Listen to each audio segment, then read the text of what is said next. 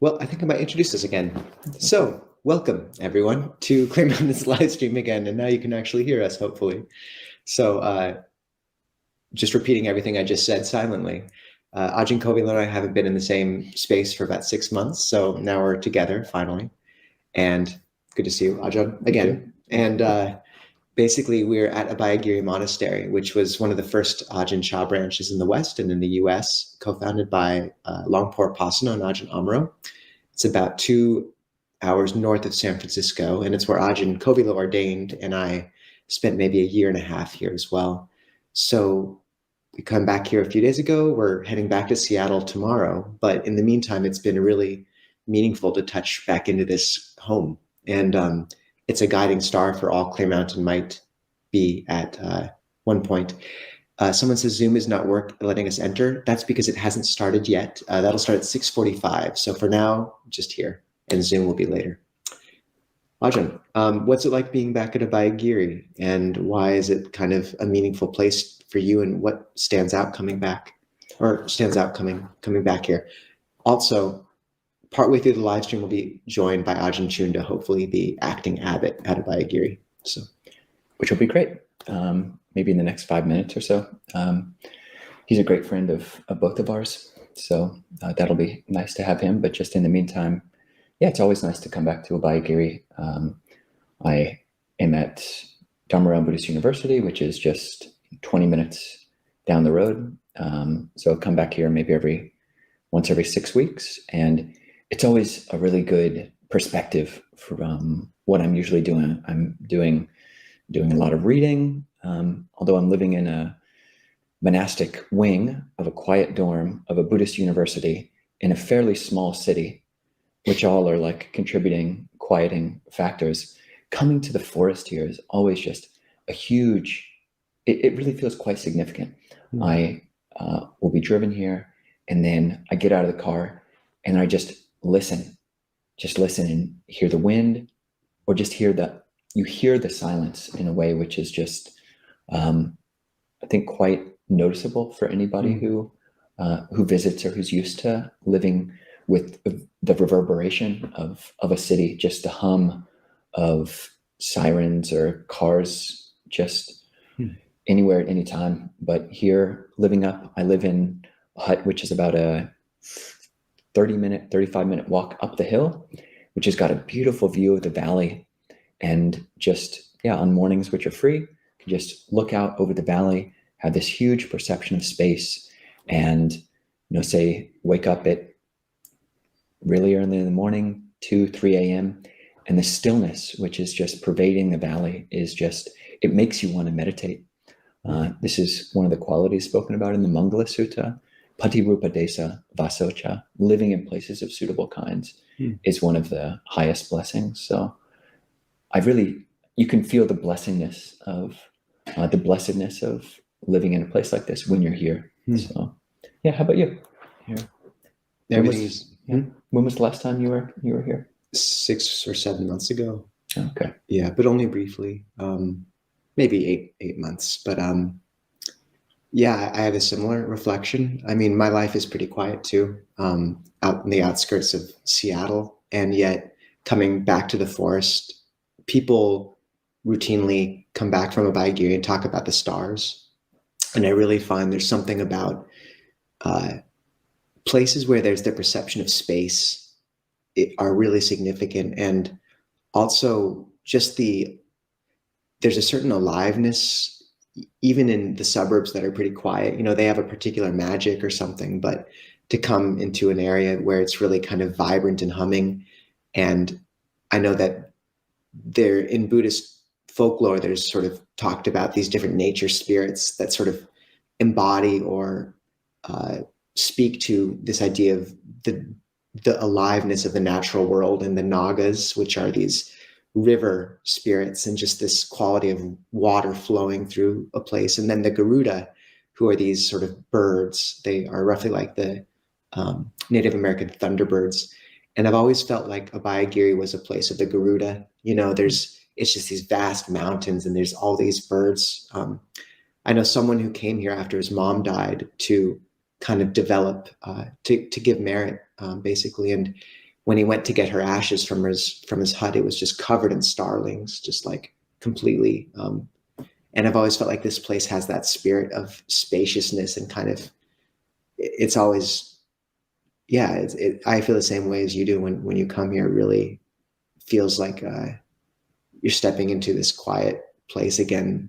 Even if you've been in quiet, it's a different alive quality to it. So, yeah.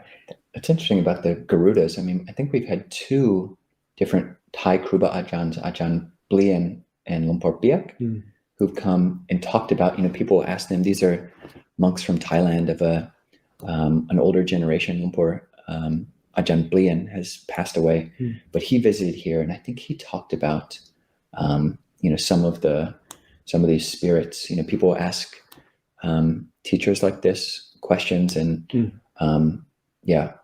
one of these teachers spoke about how there were nagas. So, and we don't have any rivers on the property, but we do have a really nice stream that starts at a little waterfall place, and it is kind of an enchanted little forest here, and especially for people who haven't been here, and especially kind of sacred valley. I mean, you've got Abhayagiri, which is 250 acres, and right next to that is a Ukrainian Uniate Christian monastery.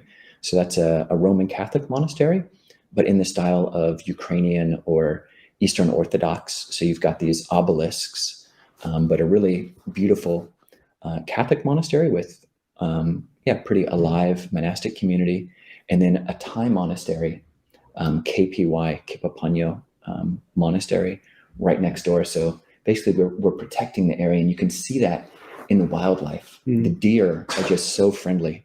They're fearless. Ajahn Cunda. We're joined by Ajahn Cunda, the acting abbot. He'll be sitting next to us in a second. We were just talking about the friendly deer, and actually just 2 days ago, Ajahn Sudhiro and I saw a fox here in the cloister. And it was just the tamest fox I've ever seen in my life. It was just like a cat, a little house cat. Ajahn? Well, you got to play with it? I did give it some oatmeal. Oh. You didn't. That's all we had. And one thing that just come to mind as Ajahn Cunda is sitting here is, in addition to Lumpur Plian and others coming to Abhayagiri and speaking to it, don't worry about that, Ajahn. There was one, I think, Qigong master who came, and he said, this place will have few people, but many Buddhas. And I always thought that was a beautiful kind of phrasing of the ethic of the monasteries. It doesn't necessarily matter how many people come, but it's the depth of what it means to them. So, Ajahn, Nice to see you. This is Ajahn Cunda. Yes, John, can I read your biography? if you must. I don't must, but I will. Okay, go ahead. It's good. So this is Ajahn Cunda, who was raised in a warm and loving family in the suburbs of northern Chicago. And feel free to add anything if there's extras. And he moved to California in 1996. His interest in Buddhism began in high school, continued in college, led him on a spiritual search to Asia, and eventually drew him towards theravada meditation practices. It was not until he first came into contact with the monks of Abhayagiri, however, that he understood how monastic training could lead to a life of wisdom, peace, and profound satisfaction. Ajahn Cunda headed for Abhayagiri in late 2005, and after 2 years as an Anagarika and Samanera, as the trainee and the novice, he ordained as a bhikkhu on May 22, 2008. Under Lumpur Pasano and Ajahn Amaro, he trained at Abhayagiri for 8.5 years. 2014, Ajahn Cunda moved to Tisarana Monastery in Canada to practice under the guidance of Lumpur Viradhamma. He departed for a more nomadic life in 2017, living in several Western monasteries, including Bodhivana and Dhammagiri in Australia, Chithurst in England, Santa Chittarama in Italy, before returning to Abhayagiri in early 2020. In 2021 and early 2022, Ajahn Cunda spent a year at the Pacific Hermitage, which is, actually, I think that was at least our first. Where we all live met. streaming. Yes. Yeah. Well, not didn't meet, but we're together. Yeah. And then since 2022, he has returned to Abhayagiri indefinitely, and he is the current acting abbot while Ajahn Yanako is in Thailand. So great to have you, Ajahn. Yeah. And Malika from Brisbane saying hello to you. She says, remembers you having visited Dhammagiri. So Hello, Malika. Yep. Very good. I think it's trying to focus on all three of us, but that's all right. Just be blurry. Yeah, I just came in from delivering Tansampano and Tanyasa to the airport. Actually, Max drove them while I was teaching at the Berkeley Buddhist Monastery. So it was nice. I hadn't been back to the Berkeley Buddhist Monastery in probably like 12 years or something. So, and I'd never taught there. So just went to, with one of the senior monks. Mm. So that was quite nice. And seeing some, the group, we did like a hybrid Q&A and then just had a quiet evening with some people who attended the puja and talked and like that. And then this morning we stayed overnight, and then this morning we dropped off Ajahn Pasadako to the airport, and then went to go see Rabbi Mintz, my sister, who is my sister Rabbi Mintz, who I like to call Sydney, and she's in Sausalito with her partner and stepson, and her son was visiting. He's like 27 now, Elisha. So yeah, it was a nice family gathering. On that note, Ajahn,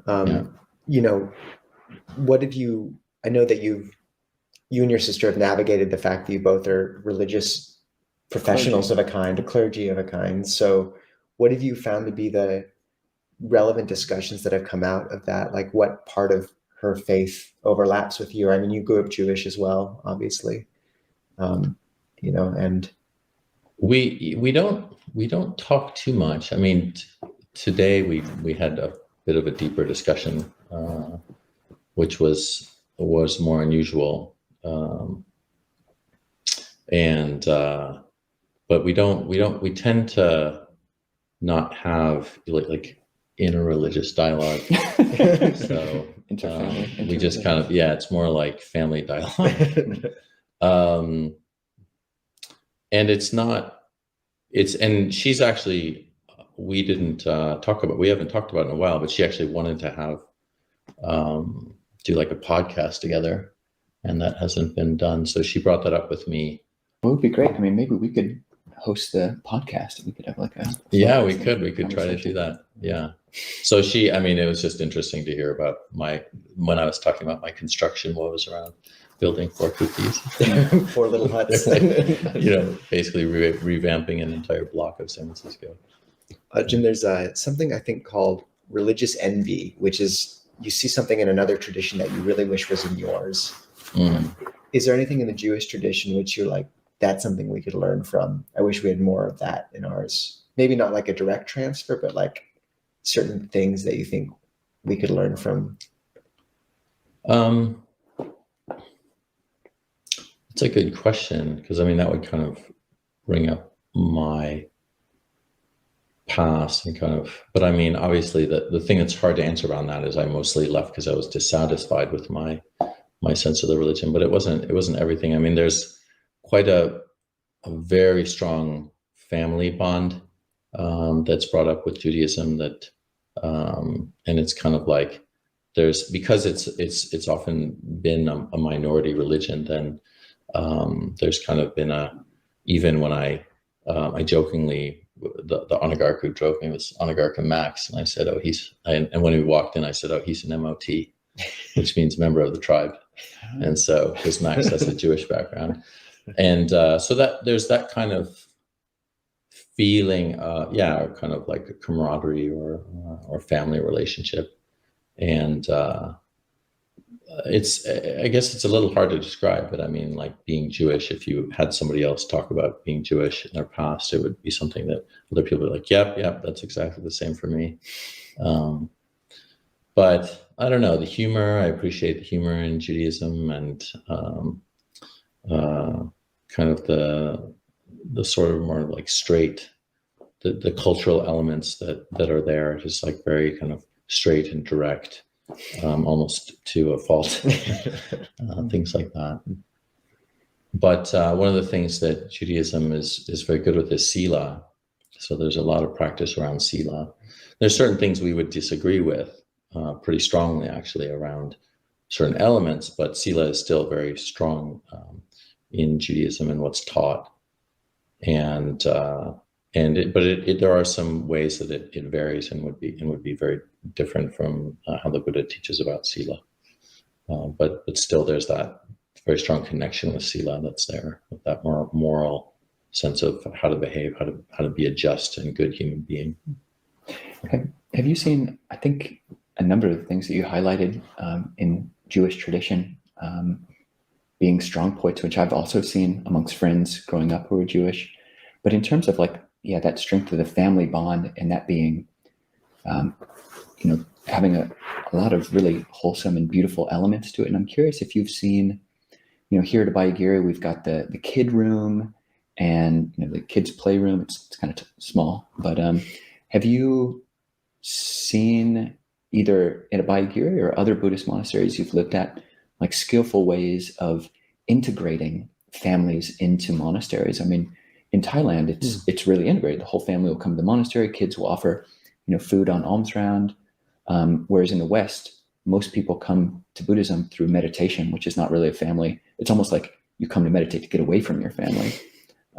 But as we these modern Western monasteries evolve, we have a lot of skillful abbots at the helm, and curious what you've observed or what you think a good direction is for this relationship. Well, Lumpur Pasano, he was often quite eager with younger children in terms of that. So he and Ajahn Jayasaro in particular saw that the younger somebody is, that they're actually brought up with Buddhist values, and they can understand mindfulness and meditation, things like that. They can be taught quite early on. Then that's really where you can, bring the religion, the philosophies of Buddhism into a person's life much more easily, if they start young.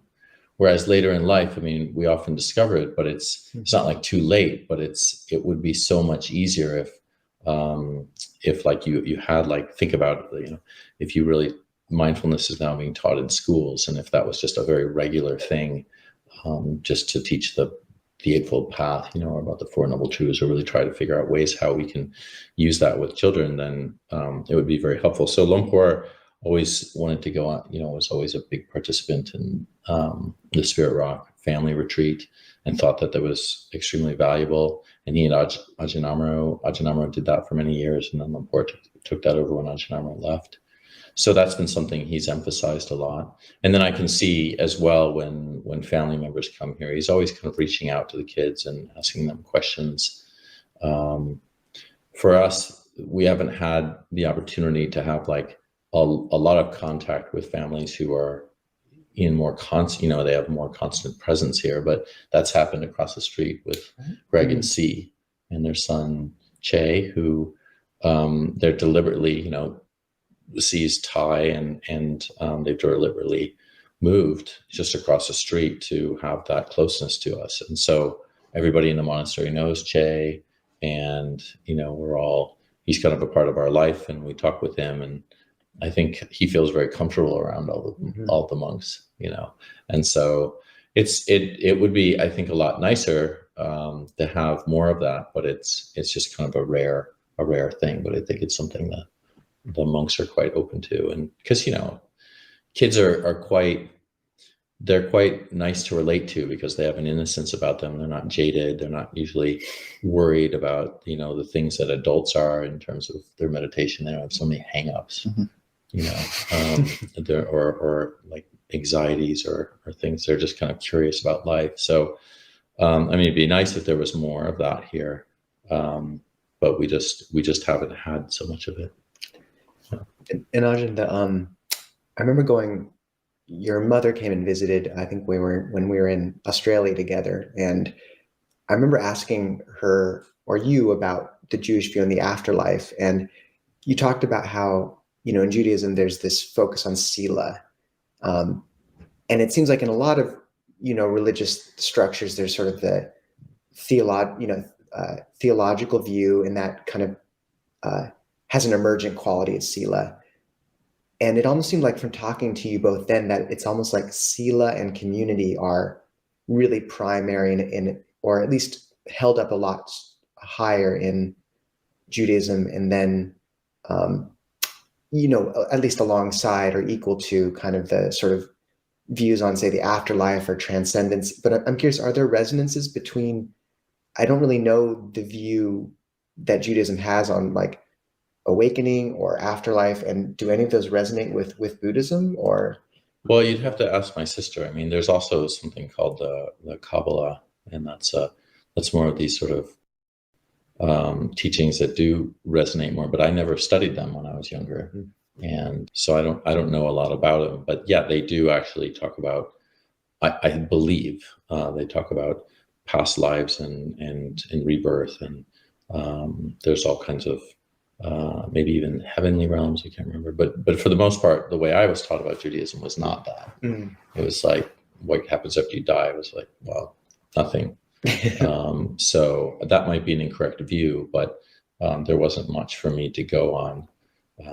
So anyway, that was something that I haven't talked too much to, with my sister about that. It'd be an interesting topic of discussion, but I mean, you're bringing up a lot of points that we could probably talk about if she ever wants to start this podcast. But we'll see what happens on that. So yeah, unfortunately, I think that was part of the reason that I became, I became interested in Buddhism and then eventually became a monk, was because I lost an interest in Judaism, but maybe perhaps I wasn't explained thoroughly, or, about the religion, but I did grow up with it and went to, Sunday school and had a bar mitzvah and all of those things. But still, even with that, I don't think I had a very thorough training in it. So thank you.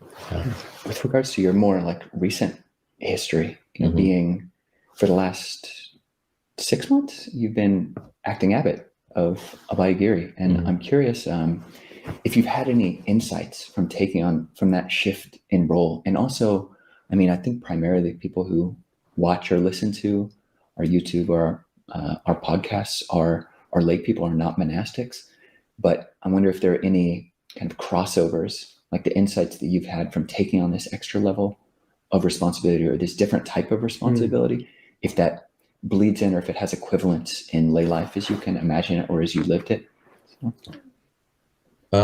Yeah, well, I think before Ajahn Cunda left in December, I was helping out with a lot of the decision making and administration here with him, and more rested with him on like sort of a final decision or something.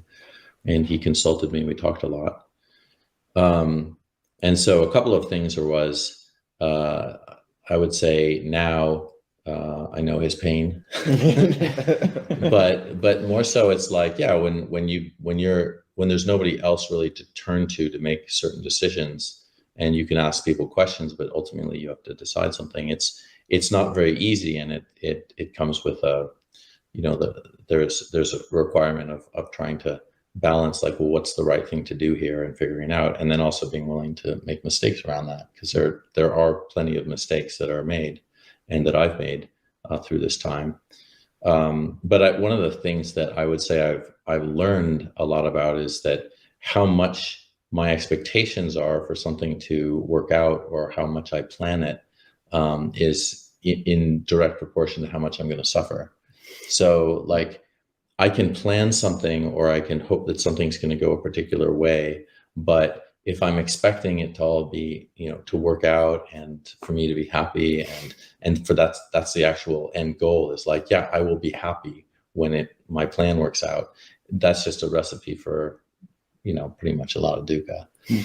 So I think for me that having more of a closer relationship to my own propensity to think that something's going to work out in the way that I plan it. Doesn't mean you don't plan, but if I'm still willing to plan things, but to know, well, it could all fall apart, and it's absolutely not going to turn out the way that I expected it to, or probably wanted it to.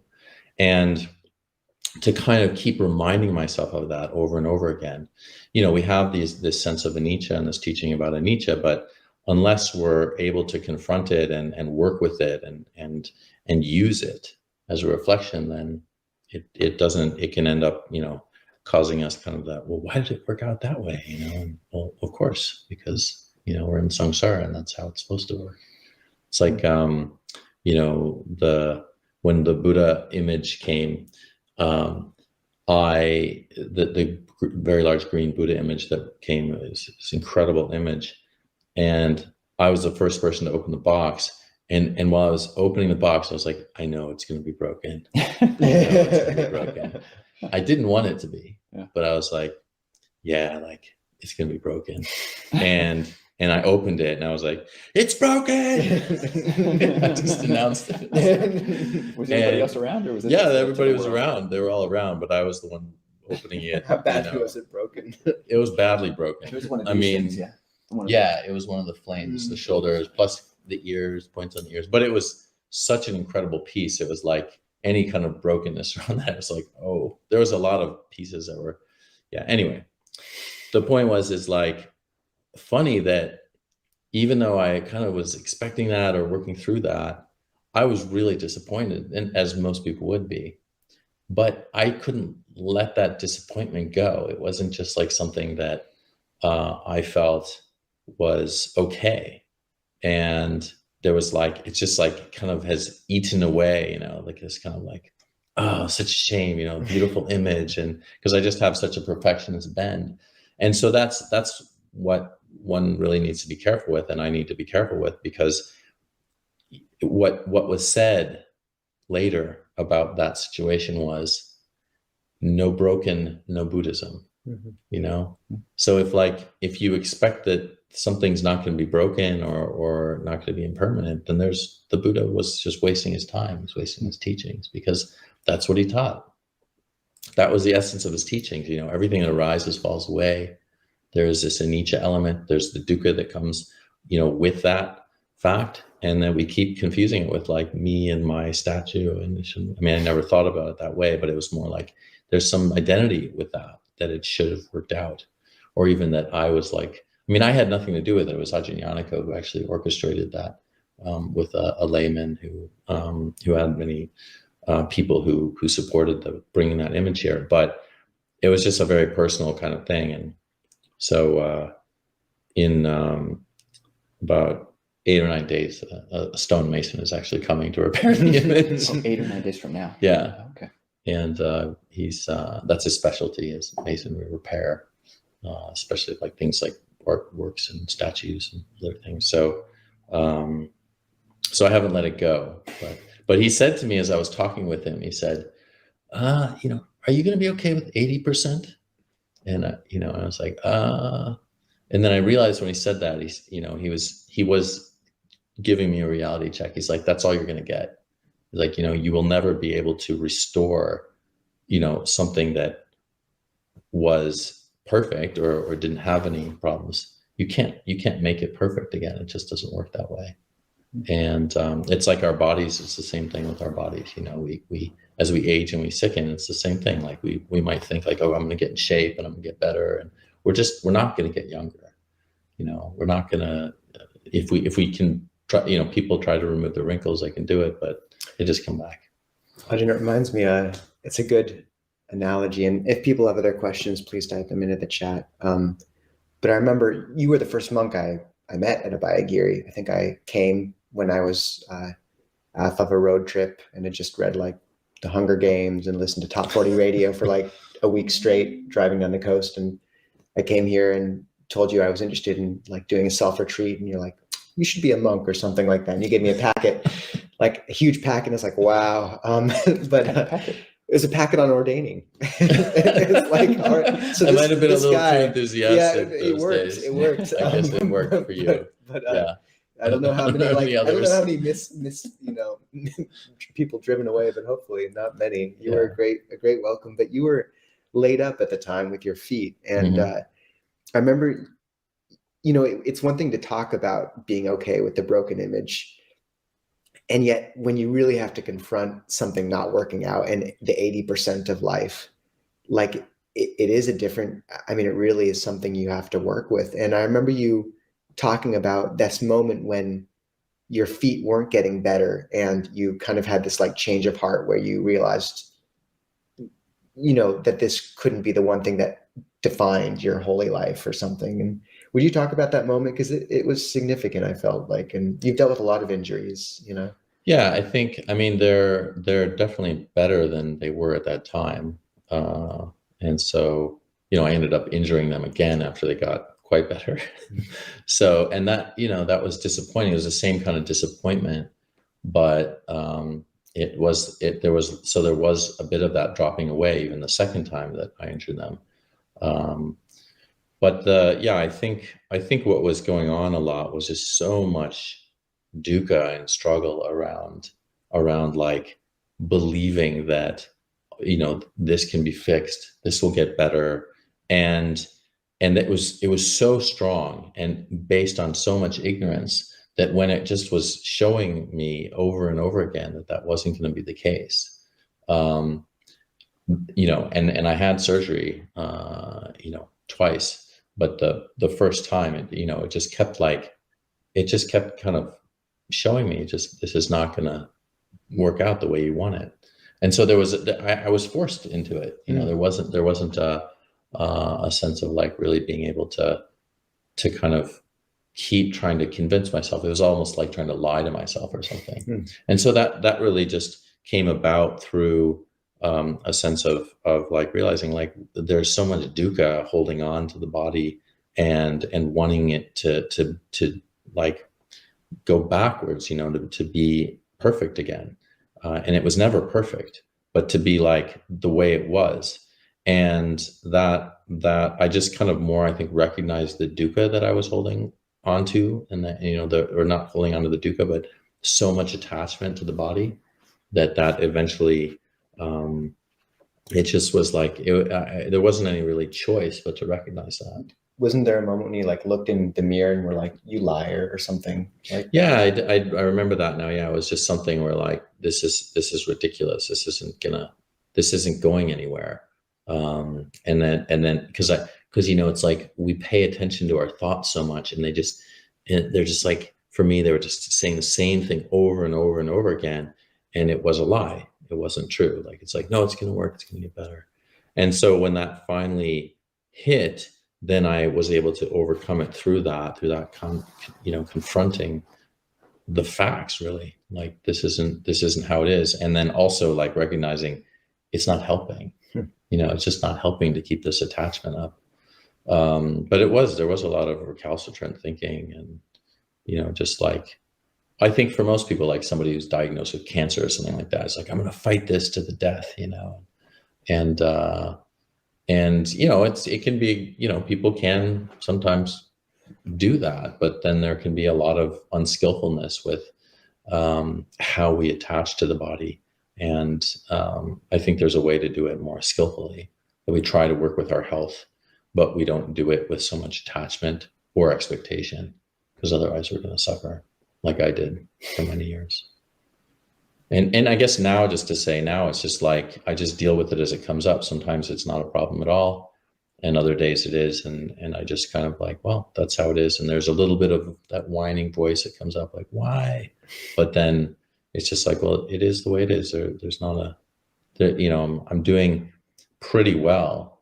And so that what comes up is sometimes like this strange expectation. No, but you could be doing better. And so it's like just dropping that because it's painful, and it is, like you said, it's a lie. It's not true. It's like, just however I'm doing is how I'm doing. So, yeah. You were definitely a really good example of, you went through, it was like a number of years that you were, your body was giving you all these troubles, but then just sticking out, continuing to like live here at Abhayagiri. And I know quite a few other monks who have some kind of like health thing come up, and then they just leave the robes because they feel like they're a burden to the community. But I feel like it was great. I'm so glad that you it was a good example for monks. You weren't that old. You were probably in your late 30s or maybe early 40s when that was. It was like late 30s, mid to late 30s. Yeah, just sticking it out. Yeah, sadhu. Yeah. Can we ask some questions? Sure. We have at least one person who's watching actually knows your sister, loves Rabbi Mintz. It's Deborah R. Okay. And we have a question here. about children. So shifting back to the family question, do you ever teach children meditation, and at what age do you think it's appropriate to start? 6 months.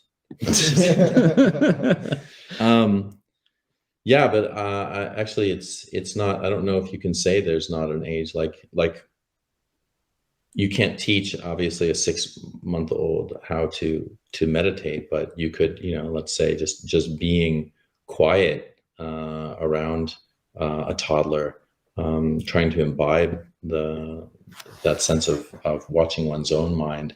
It can be a teaching. So I mean, in a way that's helpful for younger, very young children to be able to witness a parent that isn't like necessarily reacting and to their own emotional tendencies that might be very strong, because it's so challenging to raise children. So, some parents can be examples to their kids so that the kids sort of gain in skillfulness in what they're doing. Meditation is obviously something that takes a while. I know that one of our friends, Alex, has 2 boys. Might even have, I think there's just 2. And he says one of them sits with him, and he'll be like, I think he's like 4 or 5 or something. Just like because his dad sits, so he wants to do what his dad does. So he sits there, and he's kind of tried to teach him a little bit, I think. And then every now and again, he'll like look down and, look at him. And he's, I don't know I imagine a little kid just sitting there, and he's saying, what is going on in his head? It must be so interesting in there. But yeah, I think basically, maybe not formal meditation at such an early age of like 1 or 2 or 3, but communicating around like getting to know their own bodies. How do you know when you're you're hungry? Because they might start to get cranky and ornery, and then teaching them to recognize like, okay, like before you start responding out of that crankiness or hungriness, like, are you hungry? Teaching them to ask that of themselves, or are you sleepy? Is there something going on, so that they start to training to know their own bodies and what their own internal experiences are, so that emotionally they become intelligent. So you can teach emotional intelligence, but it has to be done, I think, quite creatively with kids. And I saw a father once with his daughter at Bodhiwana Monastery, where she was having a temper tantrum, and then he just started having a temper tantrum with her, and he mimicked everything that she was doing until she was able to recognize kind of the ridiculousness of the situation, because she wasn't getting the pull from her father around like, I'm gonna take him into this. And he was just this mirror for her. And then she perfectly like kind of calmed down, started giggling, and was happy. And so there's all kinds of ways, I think, to teach kids, but it does take like a language, like there's some parents who speak another language other than English. Sometimes the partner speaks fluent English and the other partner speaks fluent English, but also another language. And they might make the effort to not speak English to their child and only speak that other language because they really want that child to learn. That's quite difficult, because the child has to speak English with one parent and then respond to the other in a different language. And then that parent only responds in that language, won't speak in English. And there's probably a little bit of a pain for the child because they just want to use that language that's common, to the 2 of his parents. But by making that extra effort, just like with Dhamma practice, if you can try to make an extra effort into like, okay, this is what's really important, then it can pay off. A child can actually grow up with understanding mindfulness, with understanding like their own emotions, their own dukkha, and possibly even how to alleviate their own dukkha over time. It's interesting. I know they've done studies that in bilingual countries, dementia rates are significantly lower. And this idea of like Dhamma as a second language, that you can just kind of, if you use the words or have the symbols around, or just even the act of meditating, like it is this just other language. You don't need to explicitly like give lessons in it necessarily, but you see it in Thailand, like the concepts of anicca or giving, they're just embedded in the culture in this whole other way. So Yeah. Have you considered mimicking the temper tantrums of recalcitrant community members? I did that once. And it was an interesting experiment. Not the monastics have temper tantrums all that long. It wasn't a temper tantrum, but it was a situation where I thought somebody was acting unskillfully and saying something unskillfully, and so I mimicked exactly what was going on, to them, and it was a difficult conversation. It was quite painful, but it had the effect that monk seemed to have understood, like that he had misstepped in how he was speaking and what he was saying. And I was just trying to illustrate it because sometimes you just can't recognize something without somebody else actually kind of really being a mirror for you, saying like, this is what you're saying. I'm just actually repeating exactly what he's saying. So yeah, there can be interesting ways to try different teachings out, but I don't do that very often. The time just flew by. That's basically our time. Okay. It was great talking with you. I hope we have many more talks, and it could be fun actually to have kind of because we've already got the platforms. We would invite your sister and you on. Yeah, we can have 4 people. We can arrange it via Zoom or something like that. So okay, yeah, it'd be fascinating. So had a couple people talking about how they would love to see that conversation. So okay, yeah, she's a very wise being. She's been a rabbi for much longer than I was a monk. I've been a monk. I think it's maybe 30 something years now. So if I'm right, or almost, Anyway, we could try something like that. Well, Ajahn, we really appreciate your friendship, your guidance, and everything. Absolutely. So thank you so much for receiving us and for all you do. Yeah, and just want to mention that I have a lot of faith in these 2 monks, and I'm happy that they're starting a monastery together. So, I really have a lot of mudita for your for all of the people who you're able to help, and for those who are also able to help you. So I'm very happy with the Clear Mountain Monastery community, and just that it's really like blossomed and bloomed, and there's a lot of happiness and goodness that's coming out of that. So graduate soon. It's a good idea. Well, I think we're gonna shift over to Zoom now. Ajahn Nisabho and Ajahn Cunda, and we'll all be going to evening chanting here. So we're actually going to have Mary has volunteered to host the Zoom session, so people can go over there. We've got the link in the chat, and if it didn't show up in the chat, go to our Clear Mountain Monastery website page and just scroll down halfway to the Wednesday evening event, and you should find the Zoom link there.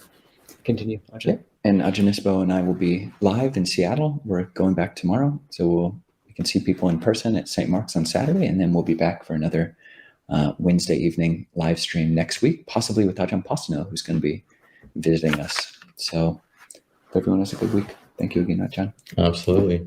I'll do it.